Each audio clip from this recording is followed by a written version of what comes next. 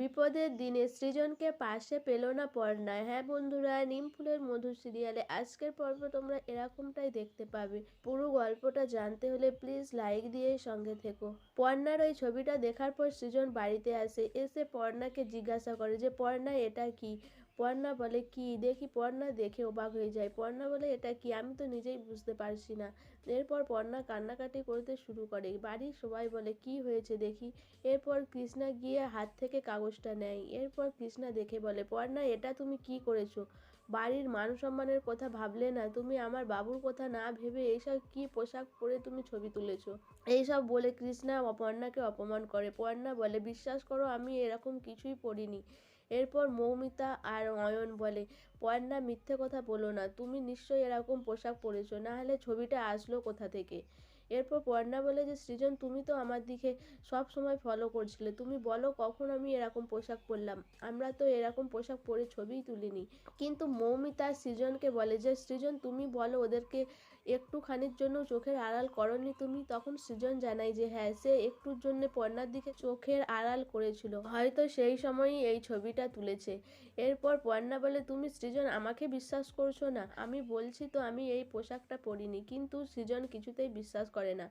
এরপরে সৃজনকে পর্ণা বলে দেখো এই ছবিতে এই হাত পা আমার নয়, আমার হাতগুলো এরকম নয় সৃজন, গোলাটাও আমার নয় দেখো। কিন্তু সৃজন বলে ঠিক আছে আমি মানলাম, কিন্তু তোমার বন্ধু যে এই ছবিটাকে অন্য কিছু করেনি, তোমার বন্ধুর কে গ্যারান্টি দিবে? নিশ্চয়ই তোমার বন্ধু এরকম কিছু করেছে। আর তুমি তো তোমার বন্ধুর দোষ দেখবে না, তুমি তো বন্ধু, তোমার জীবন। এই সব বলে সৃজন পর্ণাকে অপমান করে। এরপর পর্ণা বলে তুমি নিজের কথা ভাবছো আর আমার যে মান সম্মান গেল, আমার গায়ে যে কাদা ছিটানো হয়েছে, এবার আমি বাইরে বেরোবো কি করে, অফিসারে যাব কি করে? সৃজন বলে তোমার গায়ে কাদা লেগেছে তুমি বুঝো, এবার তুমি কিভাবে ওই কাদা মুছবে? আমি তো বারণ করেছিলাম ফটোশ্যুট করতে না যেতে, তুমি তো আমার কথা শুনোনি, তবু গিয়েছিলে ফটোশ্যুট করতে, এবার তুমি তোমার কলঙ্ক কি করে মুছবে তুমি বোঝো। বলে সৃজন ওখান থেকে চলে যায়। পর্ণা কান্নাকাটি করতে থাকে। পর্ণা বলে আমি এই কলঙ্ক নিয়ে বাঁচবো কি করে, আমার তো বাঁচার কোনো রাস্তা নেই। তখন বাড়ির সবাই পর্ণাকে সান্ত্বনা দেয়।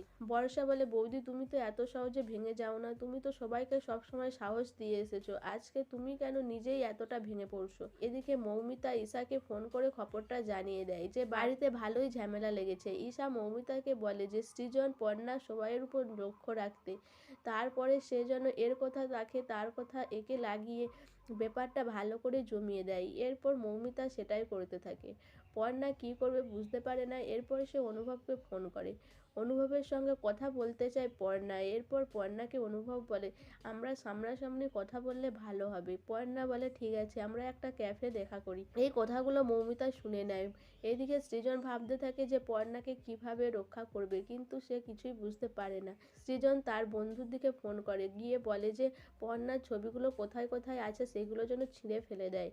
এদিকে মৌমিতা এসে সৃজনকে বলে যে তুমি পর্ণাকে নিয়ে ভাবছো আর সে তো তার বন্ধুর সঙ্গে কফি শপে চলে গেল। সৃজন বলে বৌদি তুমি আমার আর মাথা খাওনি, আমার কান ভাঙাতে এসেছো তুমি, সব সময় তুমি চেয়েছো আমার আর পর্ণার মধ্যে ঝামেলা হোক।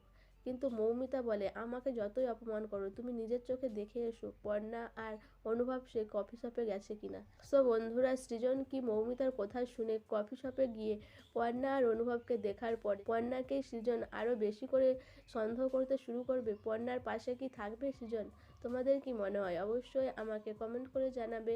আর আমার ভিডিওটা ভালো লাগলে প্লিজ সাবস্ক্রাইব করে দিও আর লাইক কমেন্ট শেয়ার করো।